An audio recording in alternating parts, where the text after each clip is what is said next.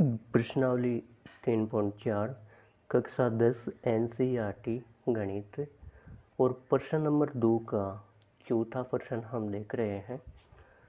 प्रश्न हमको दे रखा है कि मीना 2000 रुपये निकालने के लिए एक बैंक गई। तो ये तो पक्की बात है कि वो 2000 रुपये ही निकाल के लाएगी, चाहे वो कितने कितने के नोट लेके आए, चाहे 50-50 के नोट लेके आए, चाहे 100-100 के नोट लेके आए, लेकिन वो टोटल तो 2000 रुपये लेके आएगी। उसने खजांची से कहा कि 50 रुपये के और 100 रुपये के नोट देना है। तो उसने जो कैशियर है, खजांची है, उससे क्या कहा कि 50 रुपये और 100 रुपये के नोट देने के लिए कहा और उसने कुल 25 नोट प्राप्त किए। अब 50 रुपये के कितने हैं और 100 रुपये के कितने नोट हैं, यह भी पता नहीं। तो ज्ञात कीजिए कि उसने 50 रुपये और 100 रुपये के कितने कितने नोट प्राप्त किए। तो बच्चों, सबसे पहले तो हम देखेंगे कि उसने 50 रुपये के और 100 रुपये के नोट तो प्राप्त कर लिए उससे, और ये भी पता है कि उसने कुल 25 नोट प्राप्त किए हैं, लेकिन ये पता नहीं है कि उसने 50 रुपये के कितने नोट प्राप्त किए और 100 रुपये के कितने नोट प्राप्त किए। तो जब पता नहीं होता उसको हम x और y मान लेते हैं। माना कि 50 रुपये के नोटों की संख्या x है और 100 रुपये के नोटों की संख्या y है। तो पहली शर्त क्या है कि उसने कुल 25 नोट प्राप्त किए हैं। तो 50 रुपये के नोट x प्लस 100 रुपये के नोट y बराबर उसने कुल कितने नोट प्राप्त किए, 25। समीकरण नंबर 1 ये लिख लो आप, x प्लस वाई बराबर 25। अब दूसरी शर्त ये दे रखी है कि उसने मीना ने कुल तो 2000 रुपये प्राप्त किए। कुल कितने 2000 रुपये प्राप्त किए। अब आप ये बताओ कि जब आपको 50 रुपये का एक नोट मिलता है तो आप 50 इंटू 1 आपके पास कितने रुपए होते हैं, 50। जब आपके पास 50 रुपये के दो नोट होते हैं तो 50 इंटू 2 आपके पास कितने रुपए हैं, 100 रुपये। जब आपके पास 50 रुपये के 3 नोट तो आपके पास कितने रुपए होंगे, 150 रुपये। और आपके पास 50 रुपये की 4 नोट हो तो आपके पास कितने रुपए होंगे, 200 रुपये।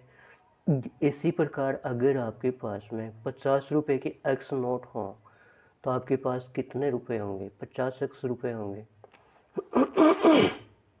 तो 50 रुपये के नोटों की संख्या x है, तो आपके पास 50 रुपये के कितने रुपए होंगे, 50x।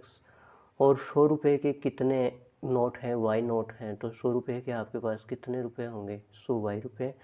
और जब इन दोनों को जोड़ते हैं तो टोटल वो 2000 रुपये लेके आती है। तो ये दूसरी शर्त हो गई कि 50x प्लस 100y बराबर 2000, समीकरण नंबर 2। अब हम इसको विलोपन विधि से हल करेंगे। तो x का गुणांक समान लेते हैं, इसमें x का गुणांक 1 है और इसमें x का गुणांक 50 है। तो इनको बराबर करने के लिए समीकरण 1 को हम 50 से गुणा कर लेते हैं। तो ये 50x हो जाएगा, ये 50y हो जाएगा और ये 25 गुणा 50 हो जाएगा। 50x प्लस 50y बराबर 25 गुणा 50 1250 हो जाएगा, समीकरण नंबर 3। अब समीकरण 2 में से समीकरण 3 को घटाने पे ये समीकरण 2 लिख लिया, ये समीकरण 3 लिख लिया। जब बात घटाने की आती है तो ये प्लस का है तो चिन्ह चेंज कर लेते हैं, माइनस। ये प्लस का है तो माइनस का हो जाएगा और ये प्लस का है तो माइनस का हो जाएगा। ये प्लस का 50x और ये माइनस का 50x कट जाएगा। प्लस का 100y और माइनस का 50y, तो कितना बचा, प्लस का 50y बच गया बराबर 2000 प्लस का और 1250 माइनस का, तो कितना बचा, 750 बचा। आप 2000 में से 1250 घटाओगे तो 750 बचेगा।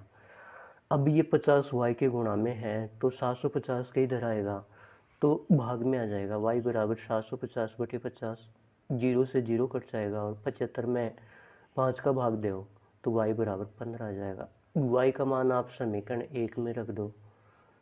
तो समीकरण 1 है x प्लस के y बराबर 25, x प्लस वाई का मान 15 रख दो बराबर 25। ये 15 बराबर के एक तरफ प्लस का है तो दूसरी तरफ जाएगा तो माइनस का हो जाएगा। तो x बराबर 25 माइनस के 15, x बराबर कितना आया, 10 आया।